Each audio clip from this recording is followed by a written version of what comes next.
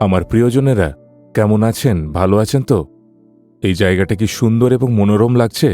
হ্যাঁ, এটি একটি সুন্দর সমুদ্র তট, আর এখানে অনেক মাছ ধরার নৌকা রয়েছে। এটি রামেশ্বরমের উপকূলীয় এলাকা। এখানকার অধিকাংশ মানুষের জীবিকা মাছ ধরা। আপনি কি দেখছেন সমুদ্র এবং তার মাছের মাধ্যমে প্রভু পৃথিবীর কোটি কোটি মানুষের জন্য জীবিকার ব্যবস্থা করেছেন, এবং সমুদ্রের এই সম্পদ প্রভুর আশীর্বাদ। তাই আমি আপনাদের সবসময় আমাদের জেলে ভাইদের জন্য প্রার্থনা করতে স্মরণ করিয়ে দিই, কারণ তারা নিজেদের জীবনকে ঝুঁকির মধ্যে ফেলে কোনো কিছুর চিন্তা না করেই সমুদ্রে মাছ ধরতে যান।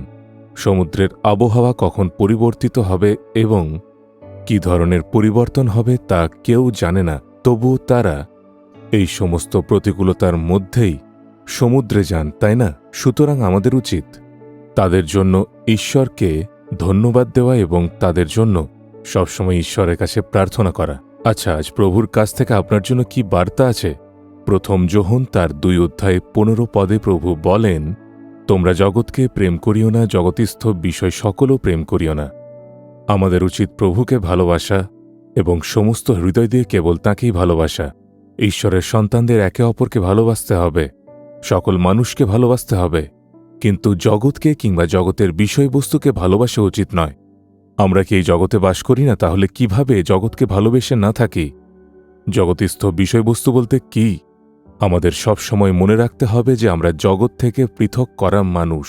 এটা সত্য যে আমরা এই জগতে বাস করি এবং এখানে বেঁচে থাকার জন্য কিছু বিষয় আমাদের প্রয়োজন, খাবার, পোশাক এবং জীবিকা অর্জনের জন্য কাজ, এইসবই। আর প্রভুই আমাদের জুগিয়ে দেন। তাহলে জগতের বিষয়কে ভালোবাসানোর অর্থ কি? চোখের লালসা, দেহের লালসা এবং জীবনের অহংকার, এগুলো সেই বিষয় যা মানুষকে পাপ লালসার দিকে নিয়ে যায়। এগুলো মানুষের অহংকার সৃষ্টি করে। এইসব বিষয় শয়তানের দ্বারা পরিচালিত। অন্যদিকে ঈশ্বর আমাদের জন্য যা সৃষ্টি করেছেন তা তাঁর আশীর্বাদ, সেগুলো আমাদের মঙ্গল আনে। কিন্তু পাপপূর্ণ বিষয়গুলো শয়তানের কাজ এবং সেগুলো এই পৃথিবীতে খুব শক্তিশালীভাবে কাজ করছে। তাই এই ধরনের বিষয়কে ভালোবাসবেন না।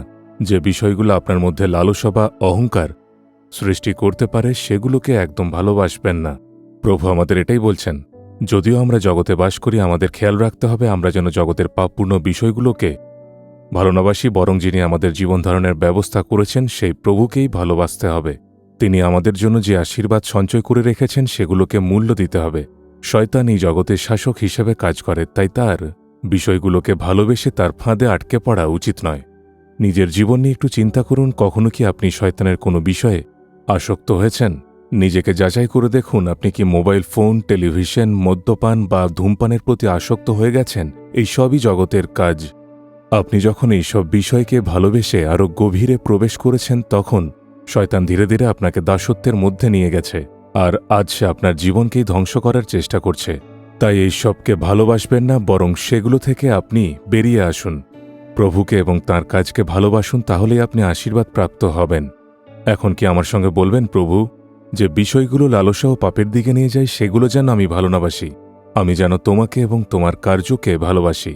আমি যেন এমন জীবনযাপন করি যা তোমার কাছে সন্তোষজনক। আমি নিজেকে তোমার কাছে সমর্পণ করি। প্রভু যিশুর নামে, আমেন, আমেন।